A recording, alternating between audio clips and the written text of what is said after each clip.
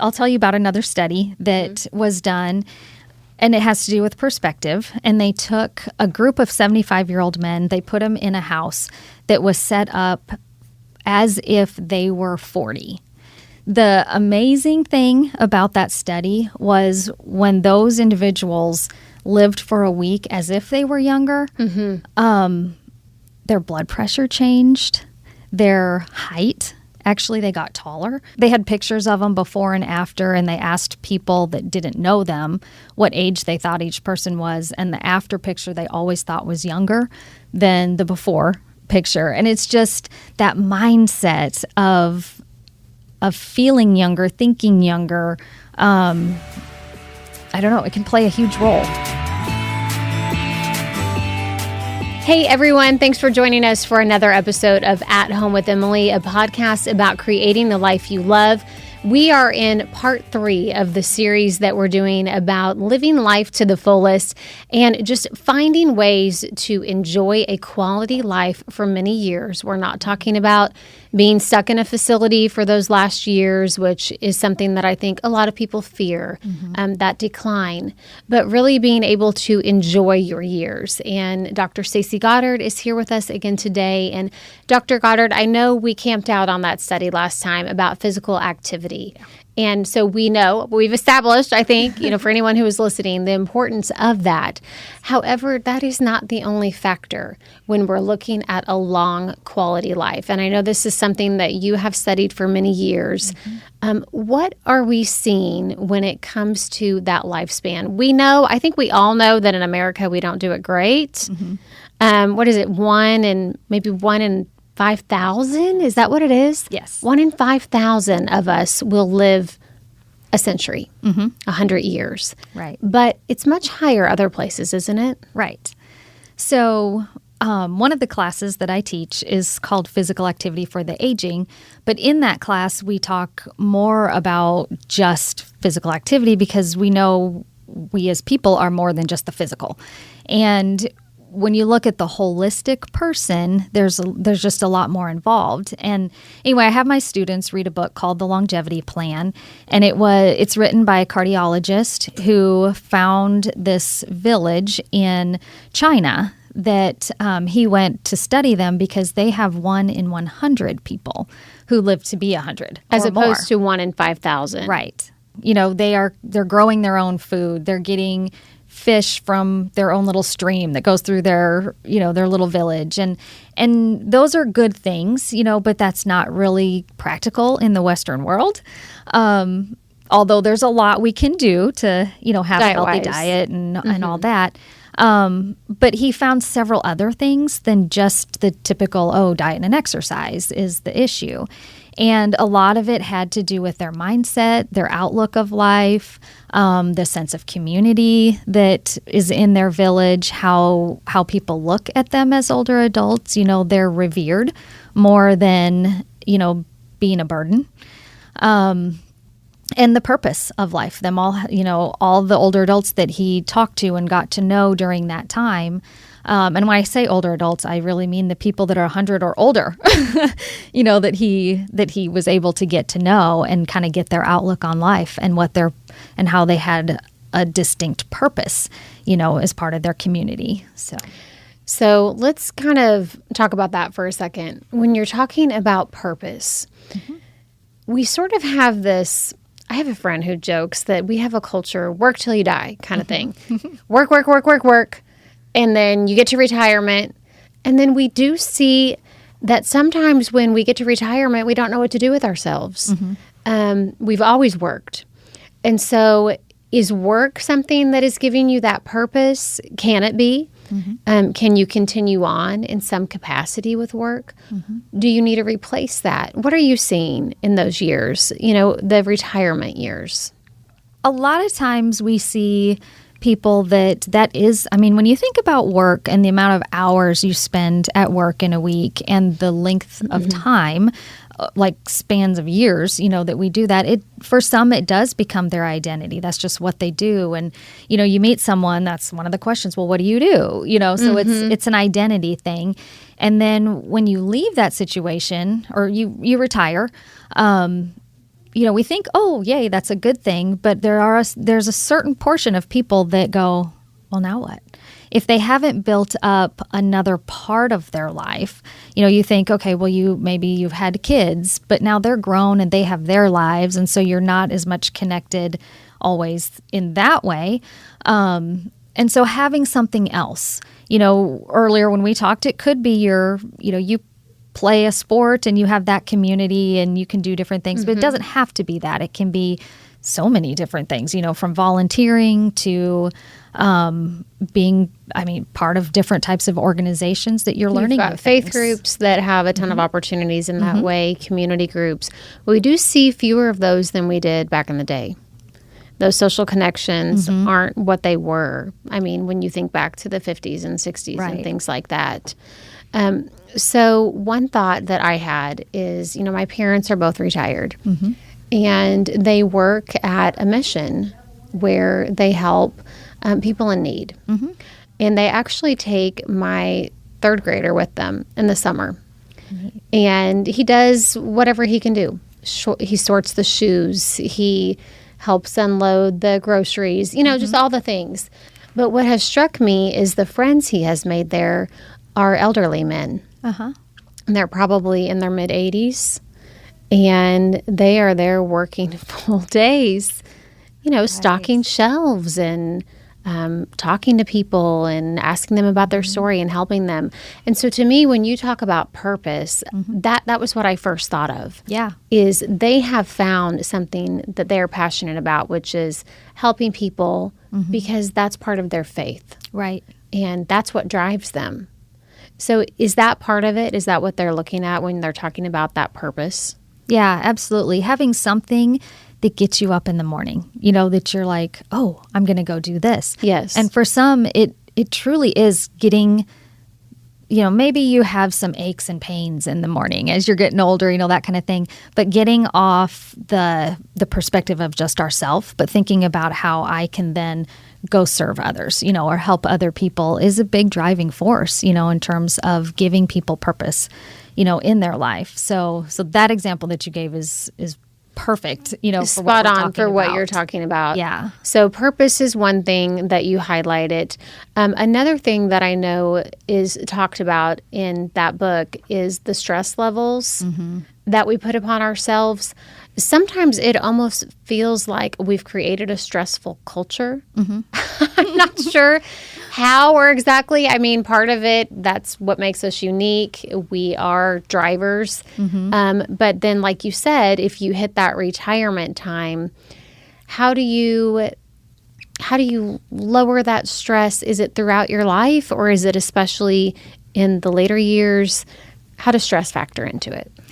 When we look at stress, we're going to have stress, and stress is not always bad. It can be a motivator for people to do things, but it's the chronic stress where it's just every day, it's kind of the same thing. And if you don't have ways to manage that or release some of that stress, which again, going back to the physical activity component, it's a great way to relieve stress. Yes. Once again, crush some balls. Yes. Because with tennis, you are then thinking about the game, like what's happening, which I compare to like I run. Well, if I'm running, I just have time to think, so for me, I could be thinking about all the things I need to do today. And, so I am working out some of that cortisol that's built up in my system. But again, going back to those racket sports, it takes your mind off. You have to be focusing on this rather than maybe some of those stressors that are happening in your life. But stress is just one of those things when we're working, it can build up and, it's so harmful to the body, and how our body has to handle that. I don't think we think of it harming the body. Oh, yeah.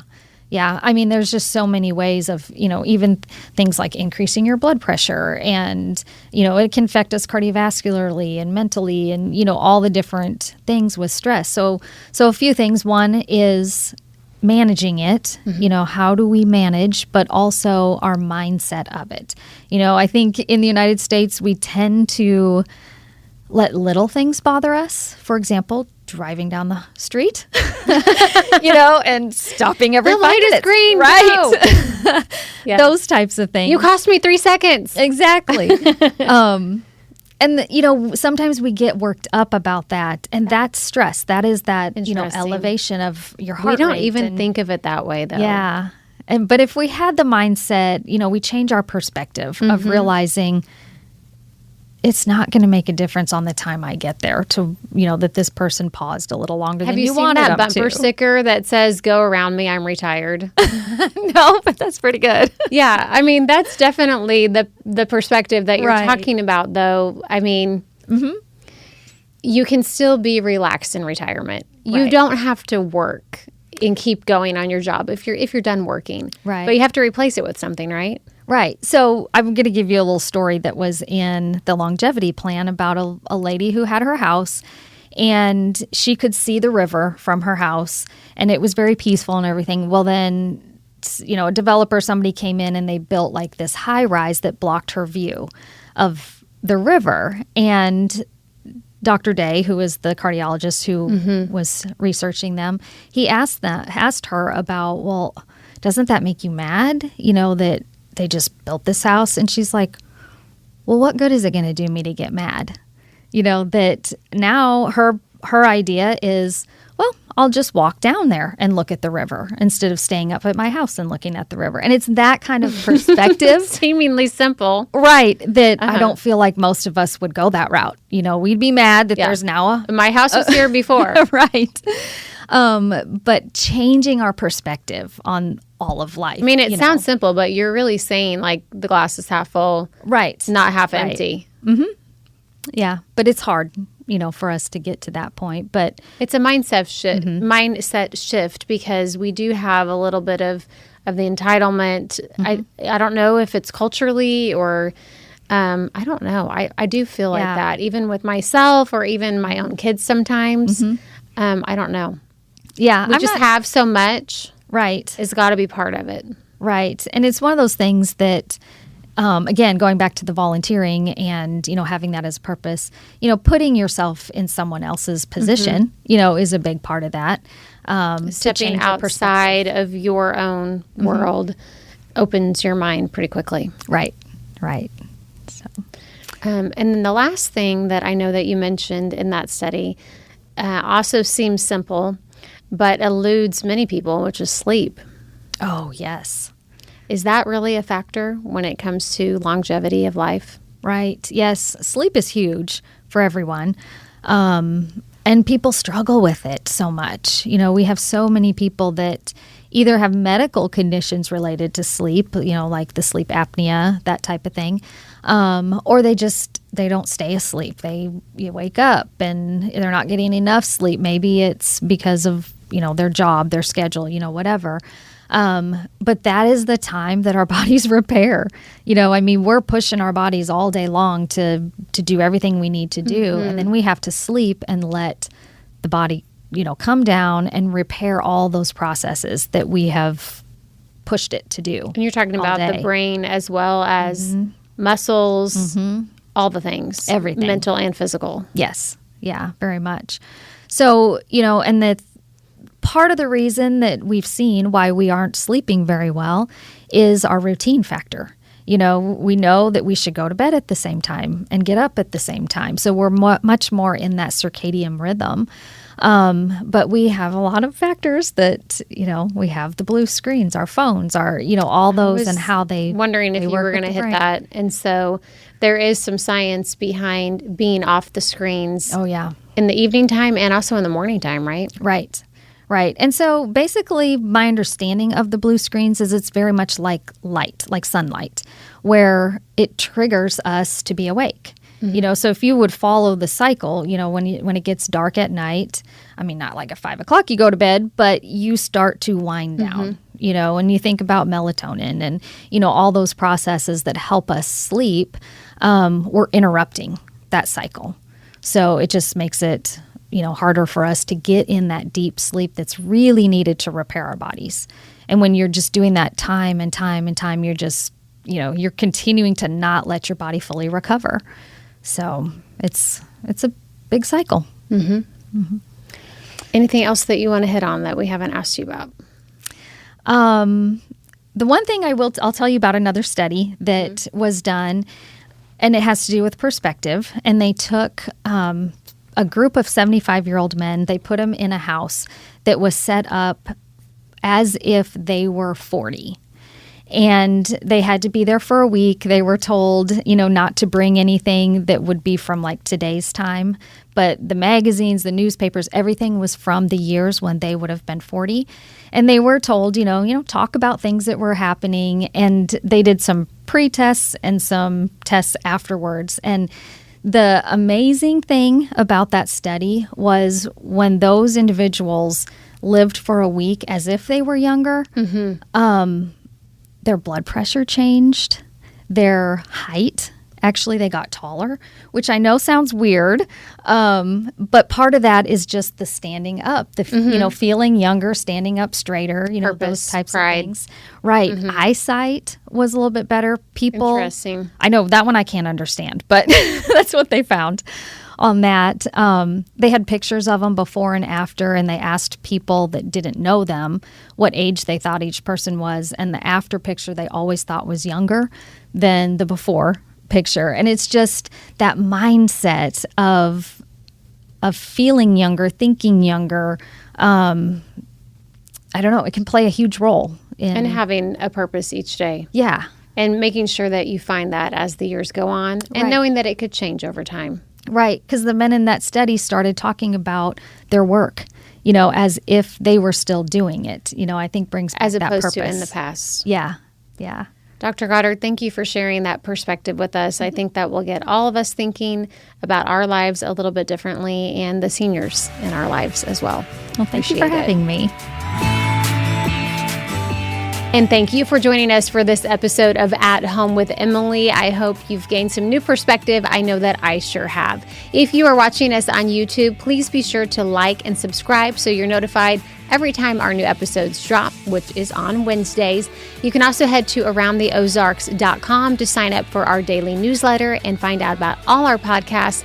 And you can also follow us on all the social channels. We'll see you next time. It can get lonely climbing Mount McKinley, so to entertain myself, I go to ChumbaCasino.com. At Chumba Casino, I can play hundreds of online casino-style games for free, like online slots, bingo, Slingo, and more. Plus, I get a daily login bonus. It's just too bad that up here, I don't have anyone to share my excitement with. Woohoo! Live the Chumba life. Anytime, anywhere. Play for free now at ChumbaCasino.com. VGW Group. No purchase necessary. Void where prohibited by law. See terms and conditions. 18+.